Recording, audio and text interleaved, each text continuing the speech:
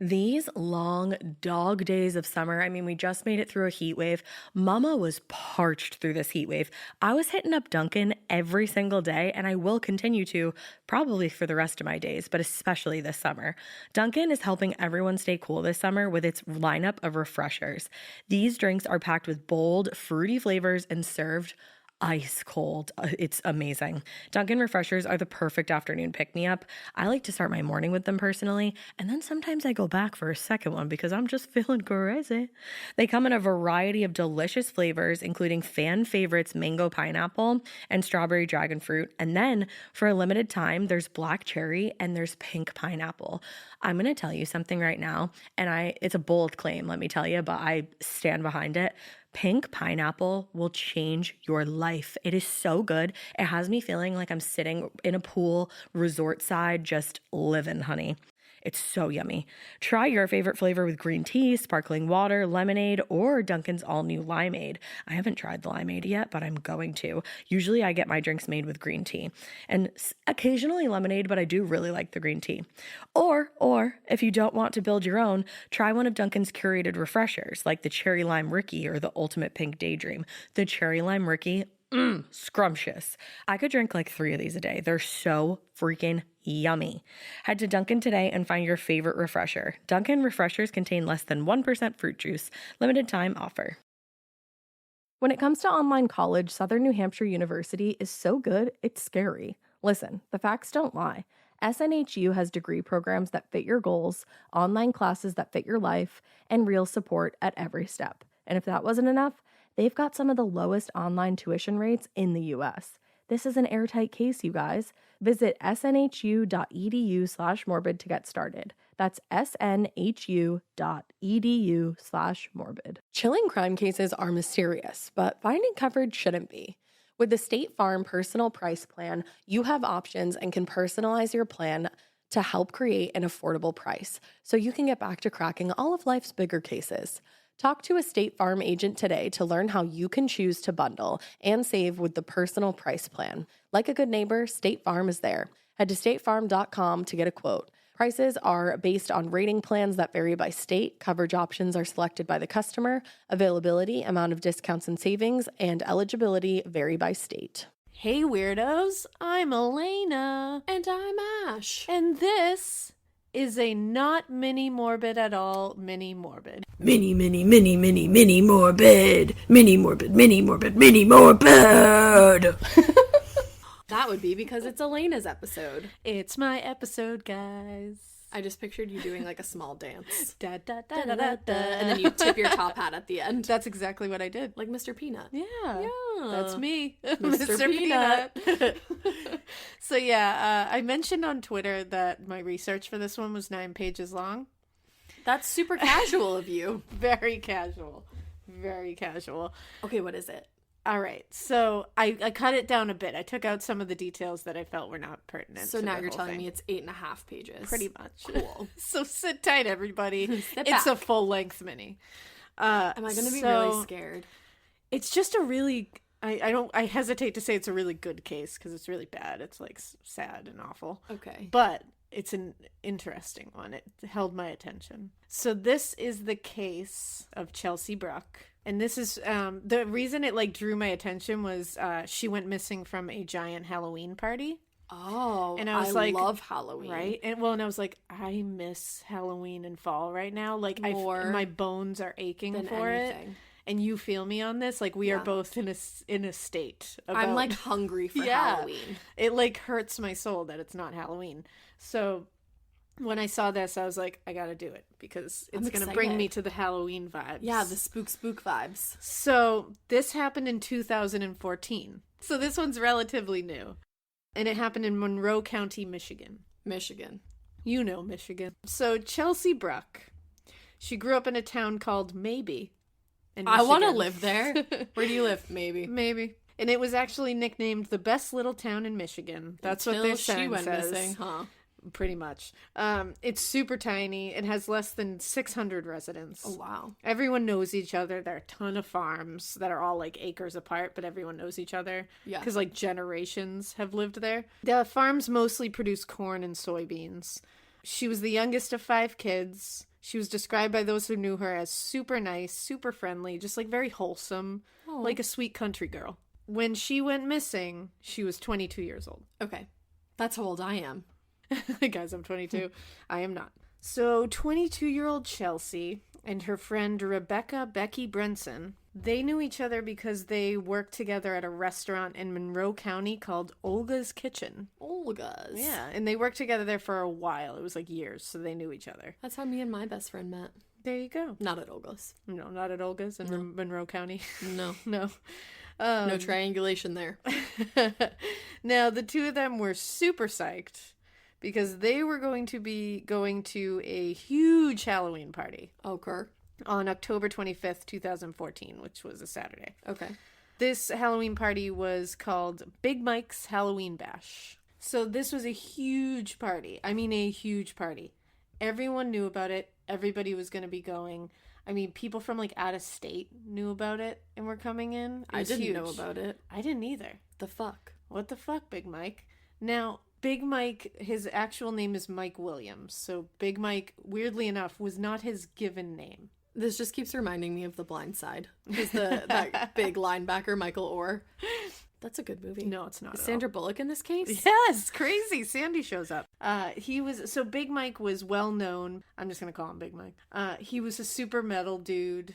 Like, he had the big long beard. Did he have long hair? He didn't. He just had a big long beard. Just the beard. Just the beard. All right. You know, I'll take it. I immediately pictured big long hair. Long hair. Big long hair. Big long hair. I have like such a vision in my mind. Yeah, it's probably exactly what you think. I gotta Google Big Mike. Yeah. So he was super metal. He was actually part of a like metal band, which I think it was called Pickaxe Preacher or something like that. It was like it was a crazy name. 5 Finger Death Punch. Exactly. And he would play at the parties as well, his band. So this party was going to be held at Big Mike's mother's huge farm.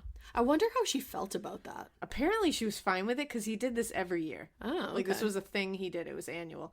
And so, this was acres of land, tons of fields. It was a crazy place to have a party. Becky and Chelsea decided that they were going to go as Batman villains. Amazing. Not sure what Becky went as, but Chelsea went as Poison Ivy. Cool. Now, she actually made the costume herself, and she sewed it for, like, weeks. Respect. And it looked amazing. Like, I'll post photos of it on our Instagram like we always do. Oh, it's going to make me so sad. It is. But she was super talented. Like, it came out really good. Good for her. It was basically, it was a green leotard that she had sewed, like, 1 million plastic ivy, like, fake ivy leaves. Ivy leaves. She sewed Harvard and Yale and Princeton all over the leotard. So it was like 1 billion, plastic ivy leaves onto it. It also had green tights with it, red Mary Jane style shoes from American Eagle, and a plum colored wig. Okay. Now, at the party, she also carried around a big old jug of wine that she had labeled poison. Savage. Which I'm like, that's amazing. It was a great costume. Savage. Like, props to her. But people said she didn't finish the jug of wine. Okay. So she wasn't like, like fucked up. Yeah. She was just, people described her as tipsy. Which she was a having Halloween fun. Party. Yeah, she was walking around drinking and her wine. She's 22. She's having fun. She can do what she wants. Now, it was Chelsea, Becky, and their friend Penny Watkins that showed up together that night. Okay. I've heard a couple of other things that say like a girl named Lori was with them. Not sure though. So we're just going to talk about Chelsea, Becky, and Penny. Got it. When they got to the party, Big Mike had set up 2 huge tents for the party in like the field. Sounds awesome again. It really does. He was expecting like 300 people. Yo. But word spread and close to 800 plus people showed up. 800? 800 people. Why wasn't I invited? Bananas. Bananas. Bonkers. 8 heavy metal bands played. Is this like Halloween Coachella? Pretty much. Wow. It's like a festival. Farmtown Halloween Coachella. It sounds awesome. Sure does. Like, I was looking at this and I was like, whoa, I want to be there. I mean, I didn't this night, but it sounds awesome. Now, sometime closely after midnight, the bands stopped playing, so it just became like a hangout thing. And Big Mike lit like a big bonfire. It was like a nice hangout time. While the 3 friends, Becky, Chelsea, and Penny, were walking over to the fire, Chelsea happened to bump her nose on, like, a low-hanging tent pole. Okay. It was like, I think she was trying to duck under something and, like, didn't see it, and it just banged the bridge of her nose. Story of my fucking life. Right? And now, they made sure to say it was not bleeding. Okay. That it was not bleeding, but there was a mark. And Chelsea wanted to leave at that point because she was like, my fucking nose hurts. I want to leave. Well, that will give you a fucking headache. But her friends convinced her to stay, and she was like, all right, I'll stay. Right. Now, sometime around 1 a.m., they all decided to call it a night. Penny had agreed to drive Chelsea home, like, before the party. Like, they had already made this agreement. They predetermined. Because Chelsea didn't have a driver's license. Okay. And not because she couldn't get one, she just didn't never want one. chose to get one. And she Some would people just don't kind of want to. rely on people for rides and walk and, like, all that. She That's was very just like, whatever. stressful. It is. I don't have a car right now, and let me tell you. But somehow it made it work. But they lost sight of each other at the bonfire. They kinda because there lost was each other. 800 people there? Exactly. Now, apparently, Penny's sister, who was also there, had to work the next morning and was like, yo, we have to leave. Mm-hmm. So Penny was like, okay, like, we're just going to leave. Not blaming Penny, but people, stop leaving your Like, friends' places. Come on, Penny. Like that girl that went missing and her friends like didn't. Yes. Like they just left her at the There's bar. a lot of instances of that. Don't like, leave the Natalie your friends. Holloway's case always bothered me because I'm like, you guys are in Aruba. Yeah. You don't even know where you are, and you're letting her go off with this dude. I don't care how hot he is. Don't do that.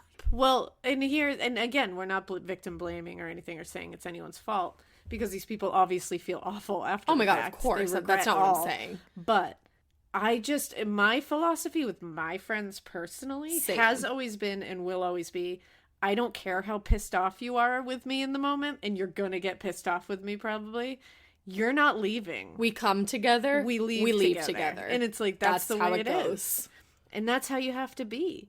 According to Penny, she figured Chelsea knew a few other people at the party, and she was like, she'll get a ride. I mean, like, what the fuck, Penny? Penny is genuinely... Oh, she's probably very broken up by this. Feels so much I don't guilt. want to hammer too hard on Penny because she's hammering hard on herself. Yeah, no, I know. And, I mean, it's got to be an awful thing to live with that I can't imagine. if you had given her a ride. Which this is wouldn't have another happened. reason to always give your friend a Just ride. give your friend a ride, Because if man. not, they could die and, like, be Like, go selfish. find You'll her. feel bad, so... Yeah, just go find her. Again, if you think I'm being mean and, like, victim blaming, I'm not. I understand that Penny is probably and is living with this awful regret. Yeah. That, hindsight is 20/20. Now, you guys may be wondering, like, why didn't it just call each other's cell phone? Like, figure that out. Right. It's 2014. What Was the there, fuck? like, no service there? There wasn't a ton of service there, but it was also that Chelsea's phone was with Becky because Becky was holding on to it because Chelsea didn't have anywhere to put the cell phone in her Poison Ivy costume. Oh, no. You 'Cause gotta it was sew in a pocket. It was exactly, I know. Everything needs to have a pocket. Right? That's why we all love pockets. But it was just a leotard and tights, so it's like, where the hell could it have gone?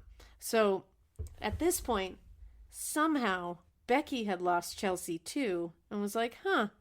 So she just left with Penny. She left with Penny and fucking Chelsea's phone. Yeah. She calls this the biggest regret of her life. It's like, so they both just left her. I'm gonna go ahead and say it, and I don't care if we get a bad iTunes review. That's shitty. Yeah, that is shitty. Right? Yeah, no, That's that's all I'm gonna say. That's shitty. It's a shitty move. Don't We'll two definitely say people that. leave one person at a party. Someone at the party later said they saw Chelsea alone in the dark and crying. It wasn't until later the next night that Chelsea's sister sent Becky a Facebook message telling her that Chelsea had not come home at all. So Becky was like, oh, she's probably at a friend's house. Monday came, still no one had heard from her. So her family ended up calling the police, they called her friends, and they ended up calling Big Mike, hoping to get some answers. When they talked to Big Mike, he said he was actually already getting all kinds of texts and Facebook messages and shit, asking if he had seen Chelsea, and he said at first he didn't even know who they were talking about. He didn't know who Chelsea was. There was so many people at his party. People who know Chelsea were asking him, can you take a walk through your fields on the farm and just see if she, like, passed out somewhere, if she's, If she something like sprained her happened? ankle, like Yeah. fell, something. So Big Mike was like, okay. So he took his dog and he said he went a couple of miles into the fields, and a couple of miles into their search, his dog got caught, his foot caught in a fox trap. Oh, no. And he hurt his paw. Oh. So he carried his pup back to his house to fix him up. And Chelsea's mom was there when he got back. Oh, wow. So he was like, yo, like, you can stay here by all means, but I have to run my dog to the vet. Oh, that was nice of him to let her stay. But he was like, you can totally stay here. I'll be back and I'll talk to you. Right. So when he got back, there were about 15 people searching around his farm, and he was like,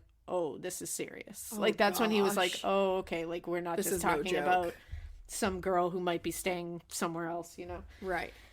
So at this point, Chelsea's family was fully committed to the search. And they had set up a tent and started setting up generators with porta potties on the farm. Like they were staying at the to farm. literally just like make it their headquarters. Like they were like, Wow. oh no, we're gonna find And her. Big Mike was down.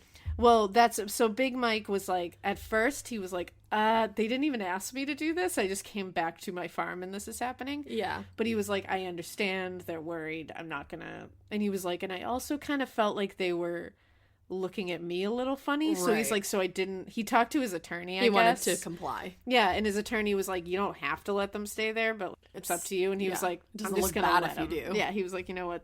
Why not? So Monday evening, Chelsea's mom actually confronted Mike and accused him of having her somewhere. He was Okay. like, you have her. I mean, can you blame her though? No, like she's not at probably like, all. where the fuck is Not my at all. daughter? I cannot blame her at all. And she was like, do you have her in your basement, in a trailer somewhere? Like, where is she? So suspicion was placed totally on Mike at this Oh point. no. Now the media... Meanwhile, he had literally 800 people. Like Right, there and he are was like- 800 suspects. He was like, shit. oh. So the media started picking up the story on Wednesday, and they started arriving on Mike's farm too, which was, again, a full command post at this point. Mike didn't realize this wasn't just a Halloween No, party. he did not. I bet he was like, shit, I shouldn't have had this at Mom's house. His mom was probably pissed. Yeah. When Chelsea's mom spoke to the media, she said if she, there's like a clip of this, she said if she knew she was attending a party with over 600 people, she said, quote, 22 or not, she would not have been going to this party if I knew. So Oh, wow. Chelsea didn't let her mom know that she was going Did there. she still live at home? I'm sorry. She I did, forget. yeah. Okay. Ma would be like, yeah. She'd be like, hell no. That's hilarious. And she was the last sibling, like, kid to be living at home Yeah. and everything. So search parties started branching out from the farm into, like, neighboring places. Tons of volunteers were joining. Facebook groups were being made. I mean, thousands of people were involved. Mm-hmm. There were missing posters. And the media were asking people to be on the lookout specifically for the poison ivy costume because it's Right. very, Obvious. yeah. And for a 5'7" blonde girl of average build with an anchor tattoo behind her right ear. There were vigils, there were tip lines, rewards were being, they were going ham to find her.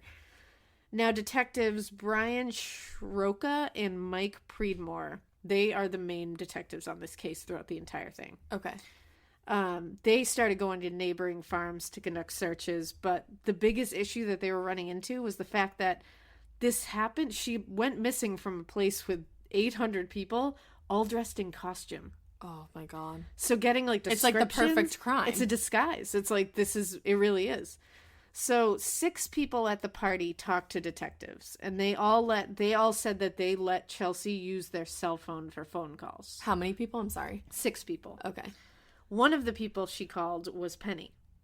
She's like from one of these cell phones. She called Penny, and Penny said she answered, and Chelsea asked if she could come get her. She was like, can you please come get me and bring me home? And Penny was like, yeah, I can't drive. I'm drunk. Like, I've been drinking too much. I can't Even drive. though I already agreed And to it's drive like, you home beforehand. So, and she says that especially was like her biggest regret because she reached out a second time. Yeah, and I would she think still so, said Penny. No, and I'm like, oh. So other people, like I said, reported seeing her crying, saying she was cold, saying that her friends had left her and she didn't have a ride home. So she was like really in distress at this party, And being upset. like, yeah, like because she was abandoned by everybody. And She was there's just left there. fucking 800 people there that she doesn't even Yeah, know. you don't know like, all some of 800 them. people, you know? That's scary. And you're in a fucking field in the middle of nowhere. Like, of course, I'd be terrified. This is giving me anxiety for a Because where are sec. you going to go? Where are you going to go? What, are you going to ask Big Mike to stay at his house? Like, Jesus. So everything is kind of just stalling when it comes to leads at this point. But then a couple of days after the party, a woman called detectives and said her son said he saw Chelsea at 3:30 a.m. that night, at the night of the party. Oh, okay. And he was sure it was her because he said they had talked about her costume, and he remembered talking about his own allergy to poison ivy. Oh, that's hilarious. So he was like, that's just how I remember that's how it went. Right. He said when he spoke to her, she was a little tipsy, but there was a man with her that they seemed like they knew each other. Okay. And he was comforting her and speaking with her like they were friends. Okay. And she was like, and he said she was like frazzled and wanting to go home, and like she said she couldn't find her friends. Okay. He described this lurker as tall, slender, swoopy emo hair, glasses, and they left his presence together. I wonder what he was dressed as. I don't know, actually, because he didn't say it. I don't even know if he was dressed as anything. Oh, that's how you know he's a killer. Yeah. You don't dress up on Halloween, you're Like, a fucking what are you serial doing?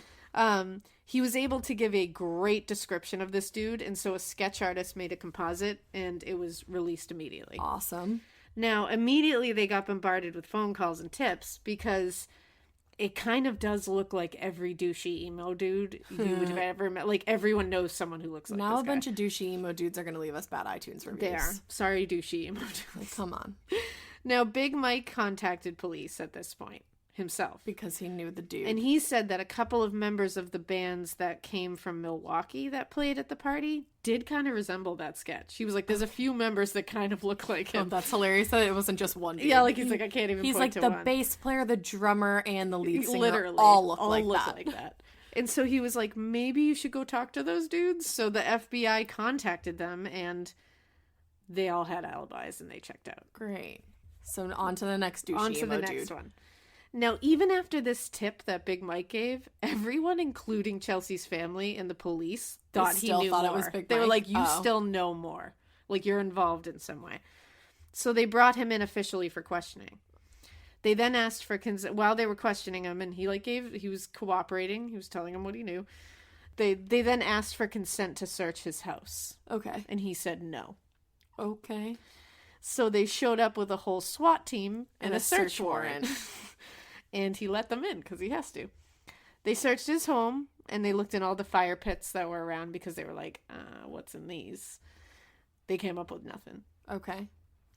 They still considered him a main person of interest, though, at this Yeah, point. well, Because they were it was like, a little just weird because that we he didn't... said no. Yeah, and just because we didn't find anything in this sweep. So Detective Preedmore got a tip called into the station after they'd already searched Big Mike's home. Another tip got called in about a guy named Harlan Bird. Sounds like a douchey emo dude. Harlan Bird, excuse me. The tip said that he might have information about Chelsea or where to find her. Okay. So they hauled him in Why? immediately for an interview. Preedmore interviewed him, and Bird said he did go to the party that night with his best friend. He witnessed two men harassing a woman in the parking area. He said they were shoving her around and like assaulting her. Jesus Christ. She was crying and yelling for help, so he intervened, and he helped the woman off the ground. He says that woman was Chelsea Bruck. Oh my God.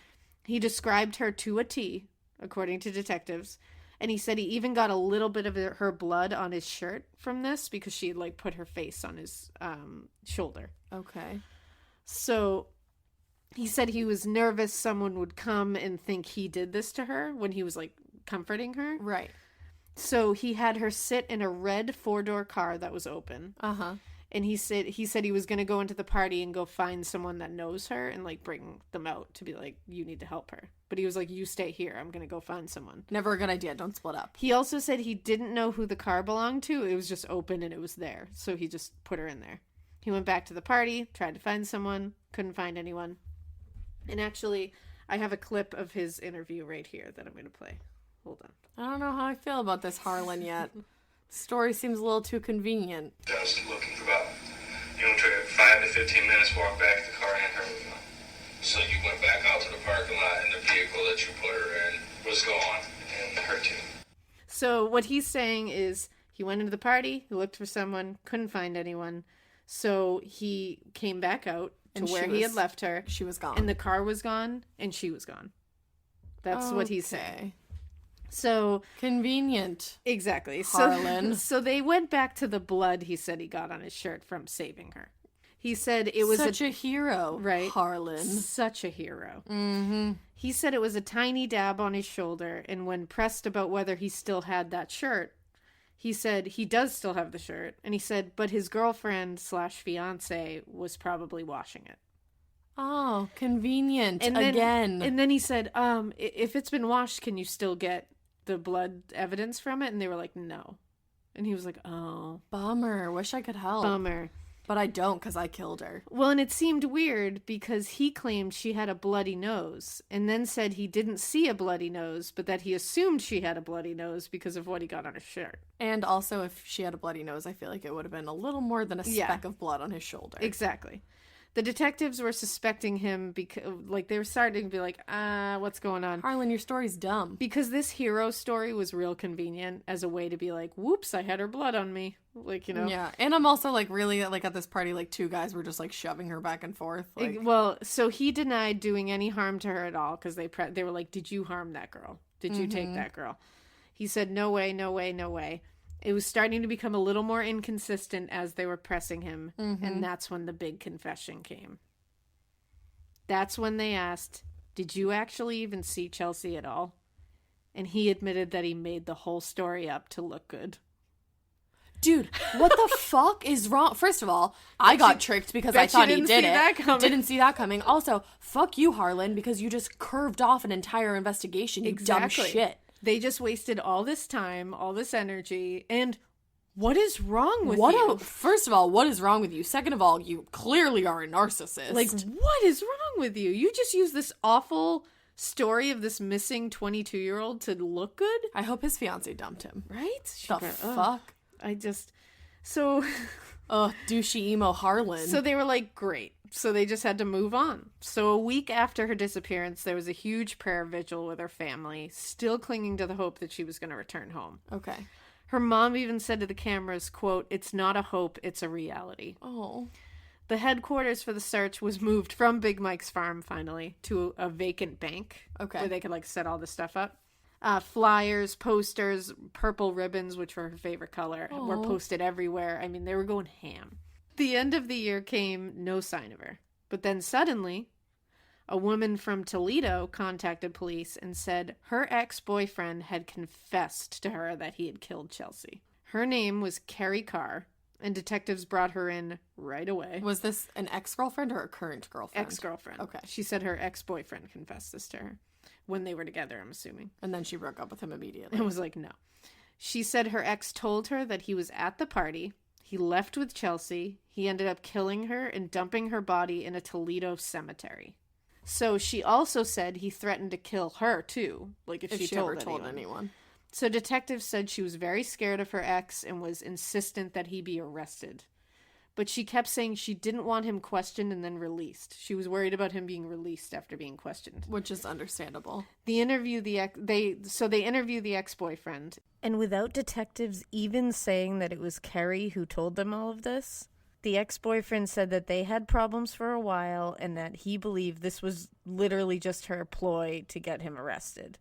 So they brought her back in, and after a long interview again, she admitted that she was lying. She was just trying to get back at her ex. There needs, is there a fine for that? So Carrie got arrested just like Harlan, because Harlan got arrested for lying to the police. But Michigan, what's happening over there? Right.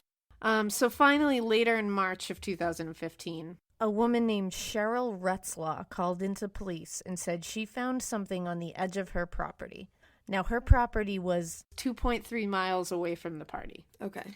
Cheryl said she was cleaning up some of the winter debris off the side of the road along the tree line on her property. She ended up finding a red, flat, leather Mary Jane type shoe from American Eagle. Okay.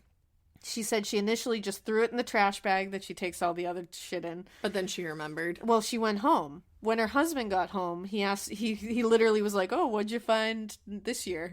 He likes to see the haul. And she mentioned the shoe. Her husband was the one to go, wait, do you think that could belong to that girl? Right, because she didn't even put two and two together, but he did. And she ended up calling the police, and they came to get the shoe. Okay. The next day, Detective Stroka sent a photo of the shoe to Chelsea's mom. Mm-hmm. She said, that is definitely her shoe. Oh. I know it. They searched all around the area where the shoe was found. They found nothing else relating to Chelsea. Okay. So now they're like, what the fuck? We just have a shoe. So at this point, they're like, it doesn't look good. for finding her in with good condition. And it's interesting that it was just one shoe. And just one shoe. It's like, how did it even end up there? Where is she? Like, it's not like she, like, took off her shoes because they hurt and kept going. Yeah, it's just like, one shoe. Yeah. So then, a little while later, a guy named Eric Assab and his friend were out trying to make some money stealing and selling pieces of, like, scrap metal in abandoned buildings. Yeah, whatever. You know. They were in a half-collapsed abandoned building 10 miles away from the party location when Eric found something weird. He initially thought it was just a plant, but when he looked closer, he realized it was the costume that Chelsea was wearing. Next to the costume was a plum wig, the same one she was wearing that night. Okay. So he found her costume. Yes. Thing is, Eric and his friend just thought it was a random costume because they weren't Following they just didn't the think case. about it. Yeah, they weren't. And so they just left it where it was. He said he picked it up and was like, oh, that's weird, and then just put it back where it was because he was like, I don't know what that's about. So then a week later, Eric saw the missing persons poster with the costume on it. And was like, he was like, fuck. oh, shit. But he got nervous because he had picked the costume up. Right. And he was like, shit, I No, don't want my to be hand's all linked to over this. that. Like, what the fuck do I do here? So he said he talked to his sister and she was like, listen, You have to say something. if you don't report it, I'm reporting it. Yeah. And I was like, good sister. And she was like, and then you'll look even worse. Bitch. So it's like, good sister. Yeah. So when detectives got the costume, because they went, he did call, they came and got it. I don't blame him for being nervous. I would have blamed him if he didn't call it. I get it. I mean, I get why he was nervous, because you just don't know. So when they got to the costume, they saw that it had been ripped at the straps and at the crotch. Oh, no. Because it was a no, leotard. no.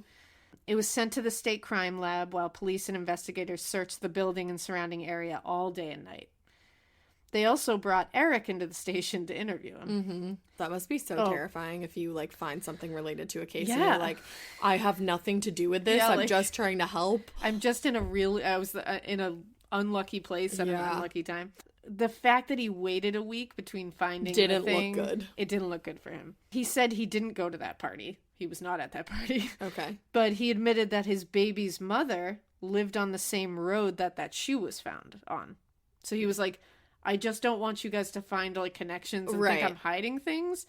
Because they told that he had seen that the shoe was found. Right. And I think it was on, I forget what road it was. It was like Post Road or War Road, something like that. And he said, my baby's mother lives on that Like, road. just so you know. Like I'm it's the being thing. totally honest. You know everything. Yeah. And he said the night that Chelsea went missing, he was at home with his daughter. Mm-hmm. And he said he would happily give his DNA. Okay. So he did. He gave his DNA. Okay. Now things are looking fine for Eric. Like, the police were like, we're not really concerned. Right. I'm not either yet. But then something weird happened. What happened? This abandoned building where the costume and wig were found Burned was down.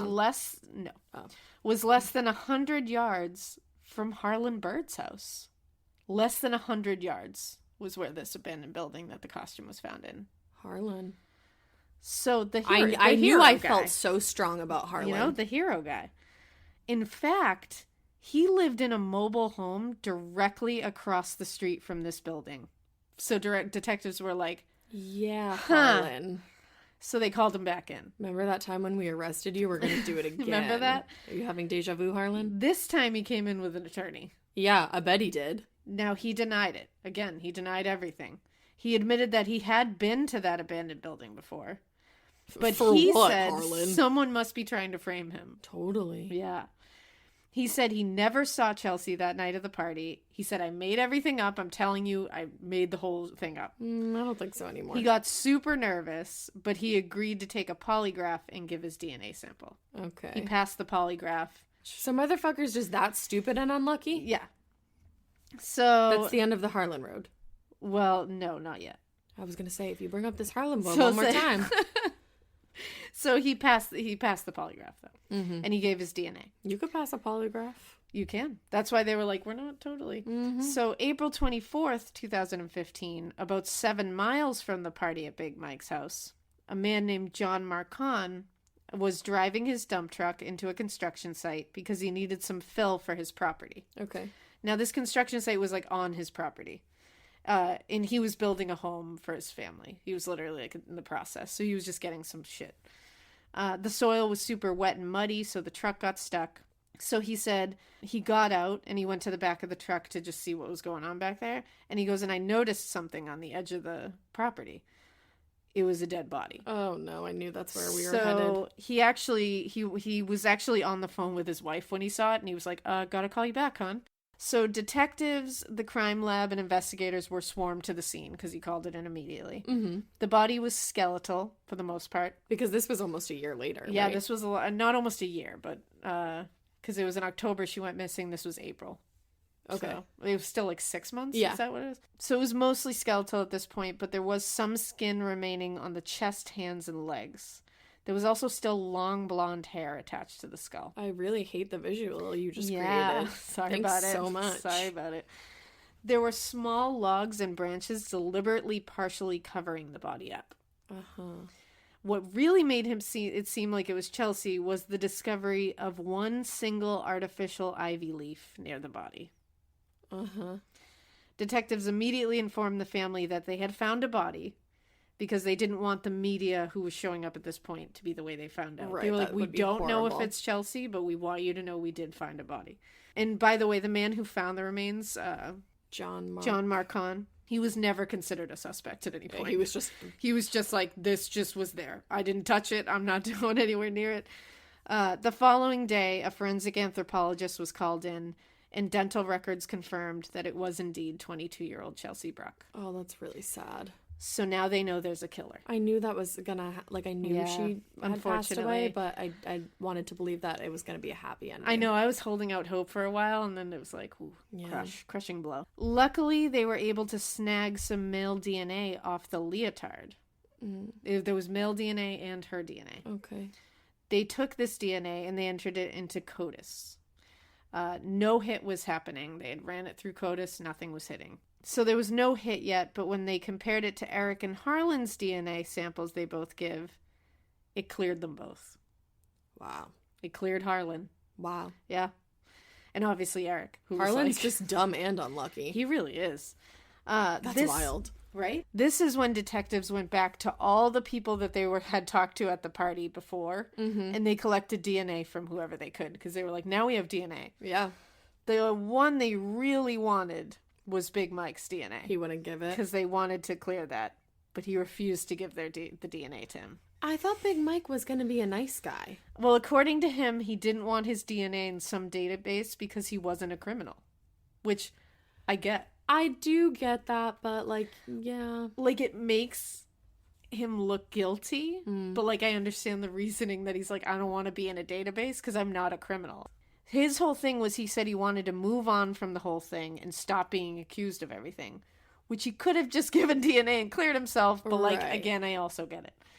Now, a month later, it took a while for the ME report to come out, and they told everybody that. They were like, we're not going to have any information about her cause of death for a month. Okay. Just because she was Very so decomposed, skeletal. yeah. Okay. A month later, the ME office said that they did have a cause of death for Chelsea. Blunt force trauma to the face and head. Oh, the face. They said there were severe facial injuries sustained to everywhere on her skull. Oh, God. When she was discovered, the detectives said they could immediately see a break in her jaw. Oh, wow. She had severe fractures to her jaw, nose, and specifically her eye sockets. They said there was a lot of fractures of her eye sockets. That's horrible. She had received a brutal beating leading to her death. And the detectives kept this secret the whole time. They did not release this to the public. Okay. So this is just the medical examiners Just telling the report detectives. coming to the detectives. Okay.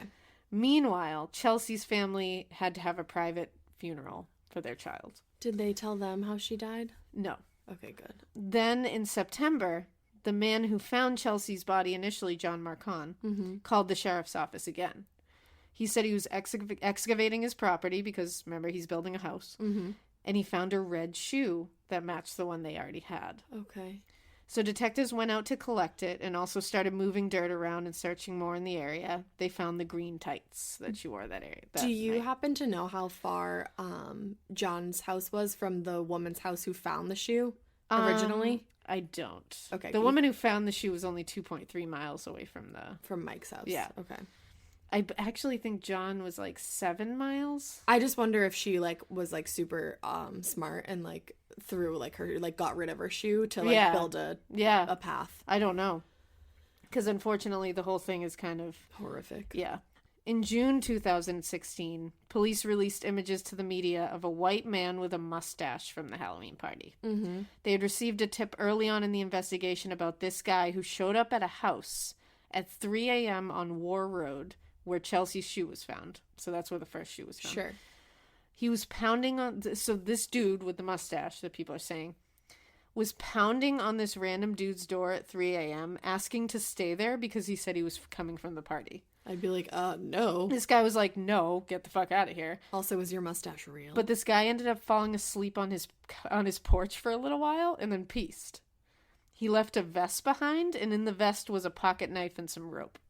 Oh, that's not normal. So the guy showed back up wanting his vest, and the homeowner gave it to him, and he left. He's lucky he didn't call the police. If somebody fell asleep on my fucking porch, I'd be like, hello, cops. Well, they looked through videos from the party, and they found a lot of footage of this dude with that vest on, with the rope and the shit in it. Interesting. Now, once the photos were released, the guy they were talking about showed up into the station. No. He showed up at the station. He was like, hey, I'm that guy. Hey, it me. He looked like the original sketch that they had compiled. Oh, goody. So they were like, oh, wait a second. Like, you're kind of... Hey, buddy, take a seat. He told police he was super drunk at the party and didn't remember a lot. Convenient. He was like, I don't remember anything. This is like fucking Clue. So they got his DNA and they scheduled a polygraph. Uh-huh. But on the day it was supposed to happen, the polygraph test, the crime lab came back and said, hey... So we got DNA that matches the male DNA found on Chelsea's ripped leotard. CODIS, who initially said no match, they ran it again, and boom. And it wasn't this dude. Somebody who just got arrested showed up in that database. It was not the mustache the front door. So it is not Harlan. It is not Eric. It is not this mustache dude. But this DNA belonged to none of the men they had spoken to the entire investigation, including Big Mike. Okay. Big Mike was not this guy's DNA. I was really rooting for Big Mike. I was too the entire time. I really was. Because it just seemed like Big Mike was like, I didn't want to be involved in this. I just wanted to have an epic party. This DNA that they found on the bloody and ripped leotard belonged to Daniel Clay. Okay. 27-year-old Daniel Clay is a random dude that didn't have a permanent address and just kind of floated around. But he was from Monroe County and currently lived there. He was unemployed and just like a piece of shit. Awesome. He had been arrested half a dozen times on things like assault and battery, credit card fraud, stealing. Oh, so he literally sucks. He's a piece of shit. Now, in May 2016, he had been arrested for stealing a backpack full of tattoo equipment from someone and was charged with larceny. Wow. This is how his DNA ended up in the system. Okay. So a month before... all of a sudden, boom, he got arrested. If he didn't get arrested for that, he would have probably never matched his DNA. Right.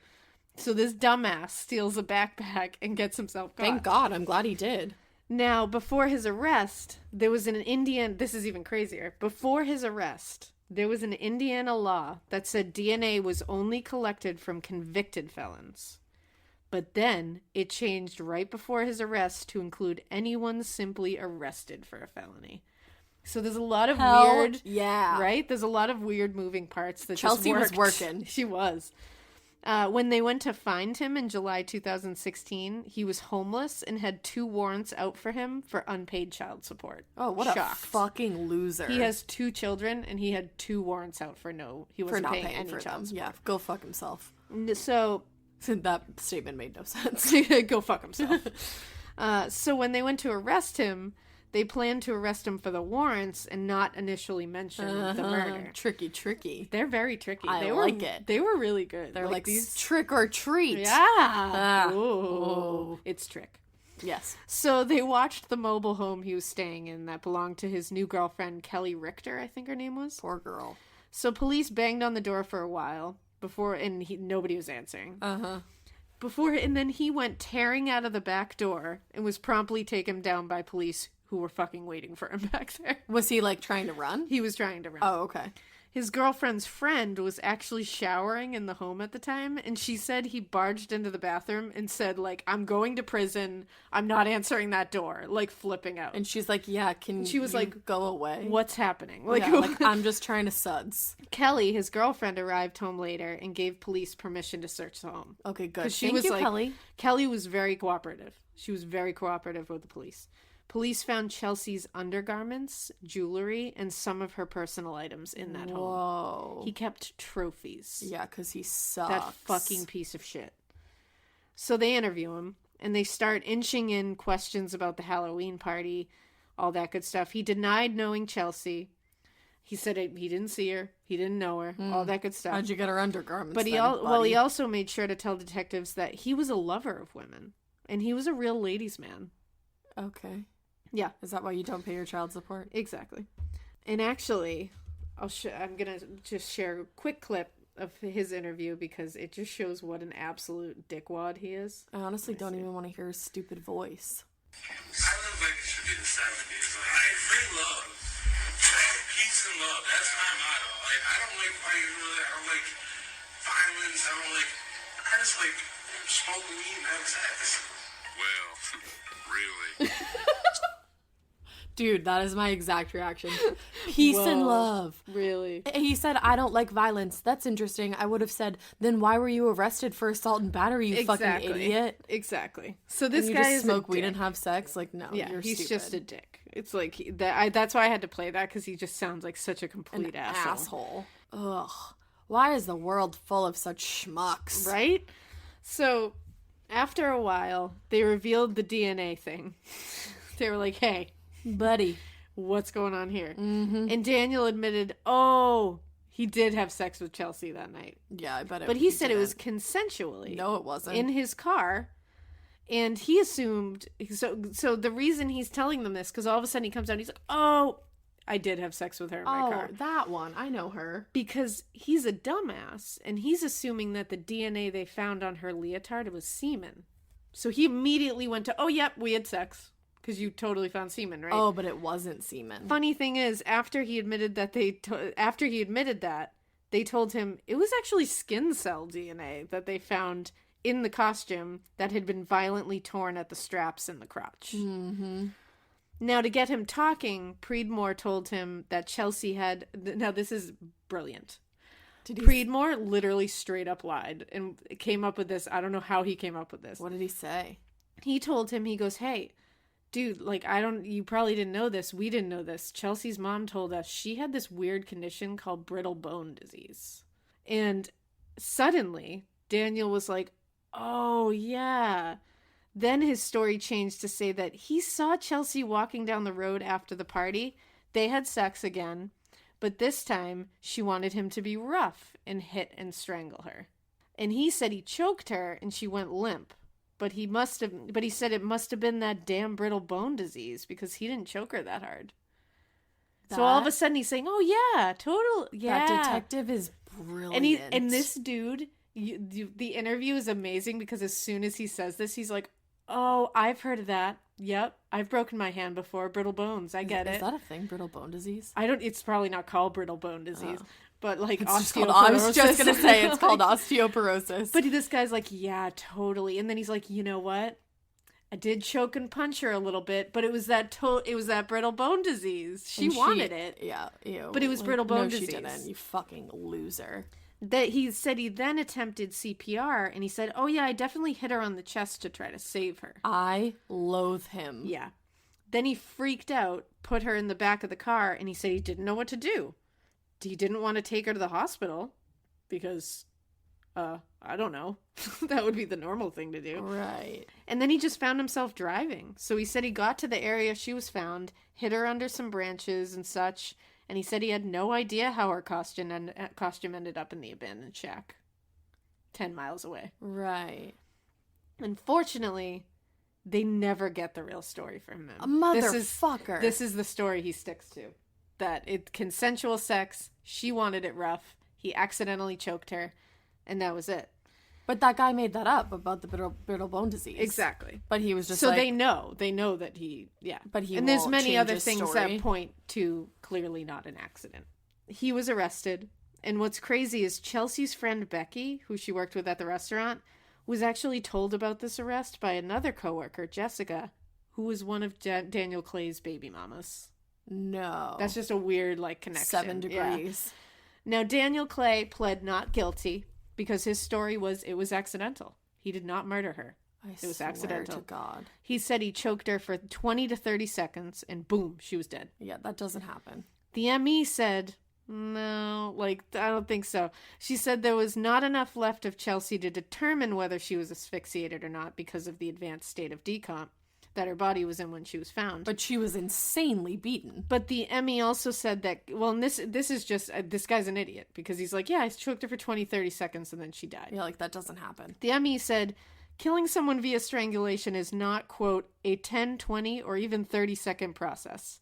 She said in order for death to occur, quote, constant pressure has to be applied to a person's neck for 20 to 30 seconds for them to initially lose consciousness. Mm-hmm. Then after they knock out, constant pressure needs to be maintained on the neck of this unconscious person for another 2 to 3 minutes at least for death to happen. Right.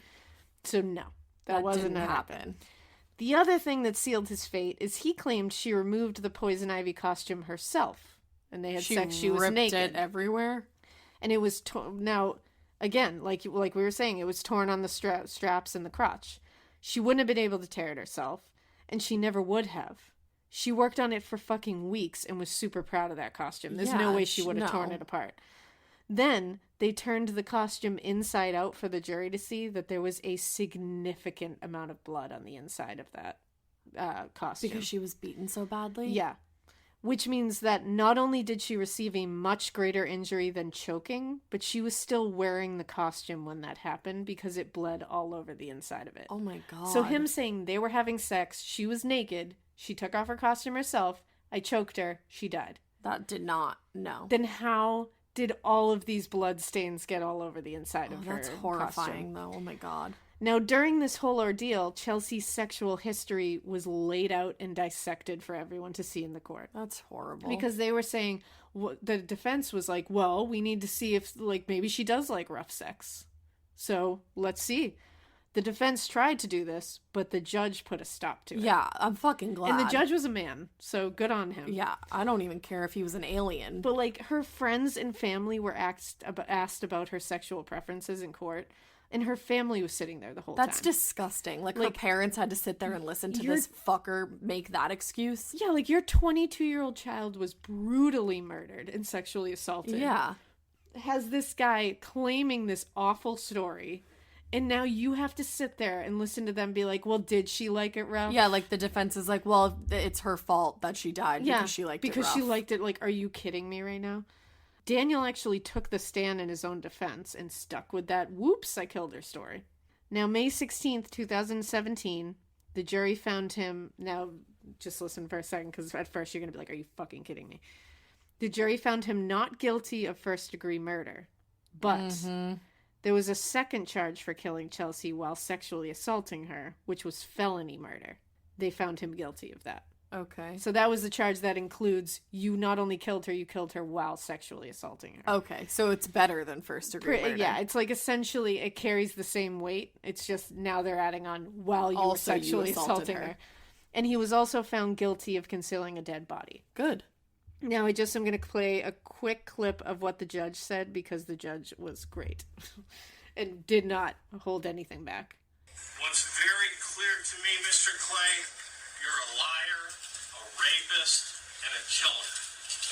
This is a sentence to this court that you be sentenced to life in prison without the possibility of parole.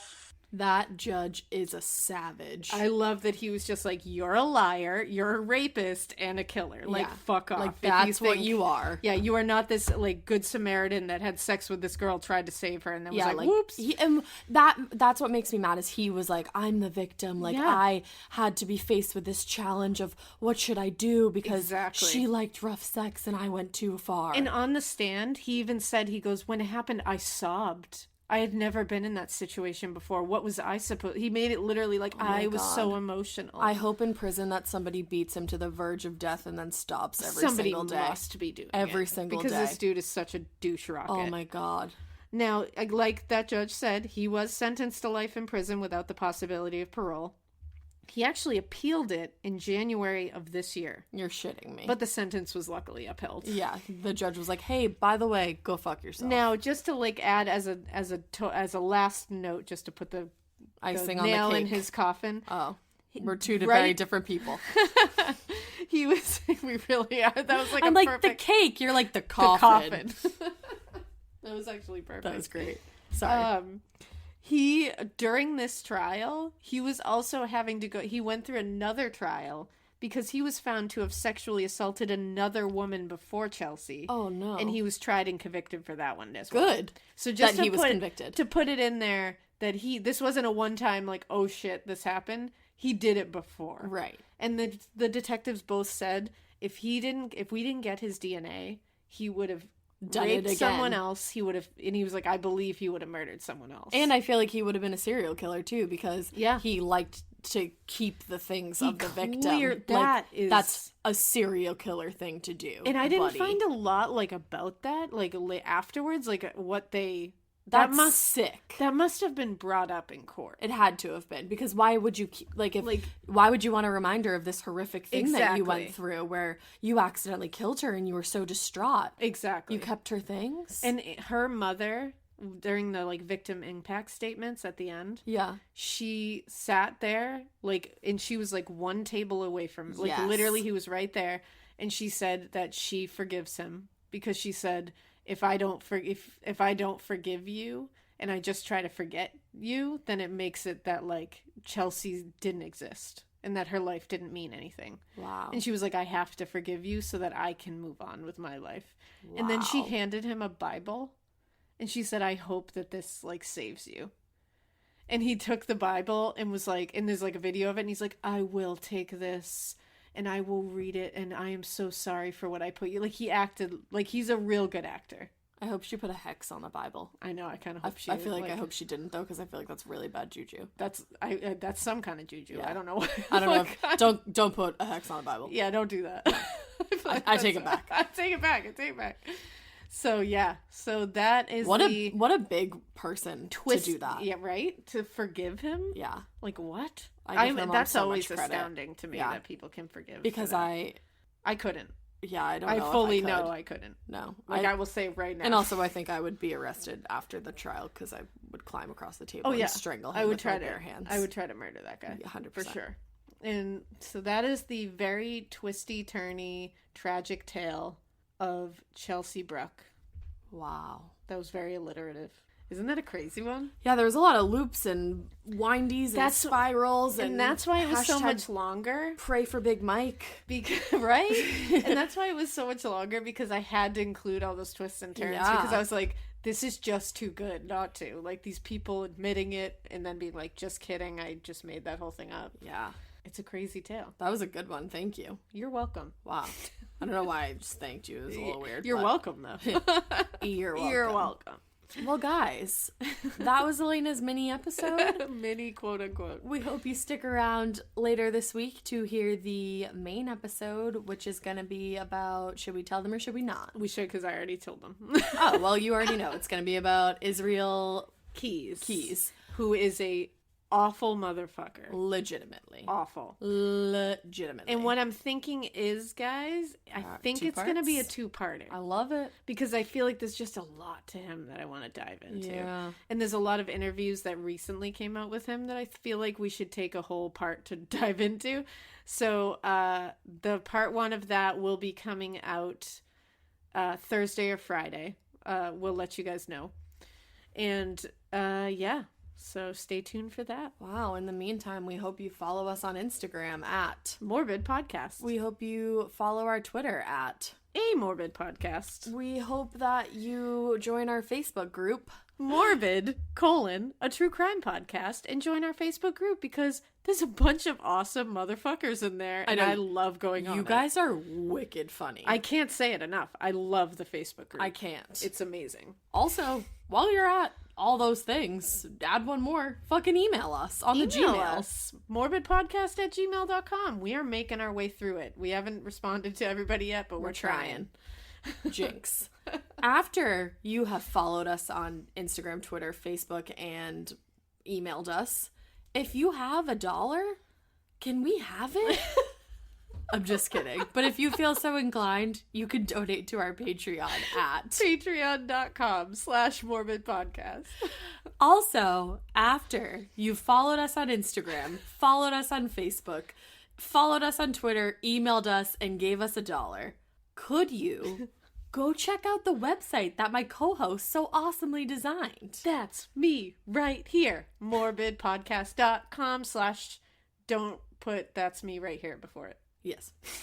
Guys, we hope you keep listening. And we hope you keep it weird. But not so weird that you go to Big Mike's Halloween party that's like the biggest Halloween party in the whole entire world, and you fucking meet this great girl, and then for some reason you feel like you should kill her because you really fucking shouldn't kill anybody. But guess what? Your baby mama works with her. And don't keep it so weird that your baby mama works with the girl that you killed, and then you try to say that you didn't kill her, and then guess what? Her mom's gonna hand you a Bible because she's a bigger person than you, so don't keep it that weird.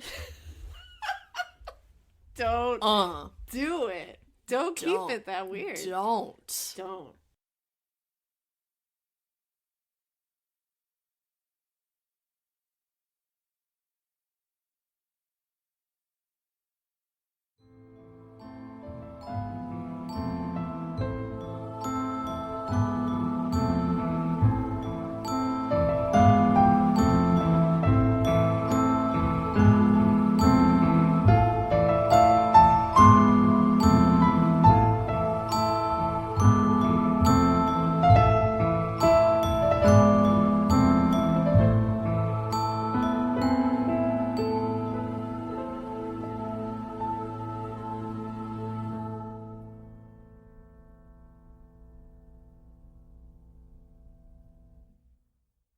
In the U.S., there's a break-in every 26 seconds. But when intruders step near, Simply Safe Home Security steps up. Stop. This is Simply Safe. Police are on the way.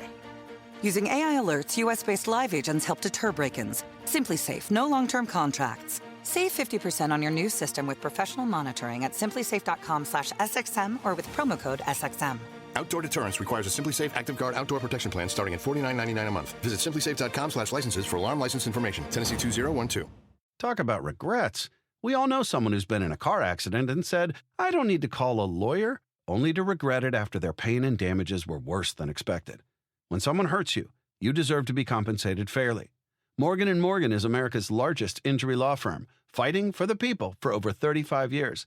Injured? Visit forthepeople.com/podcast. That's forthepeople.com/podcast. Their fee is free unless they win.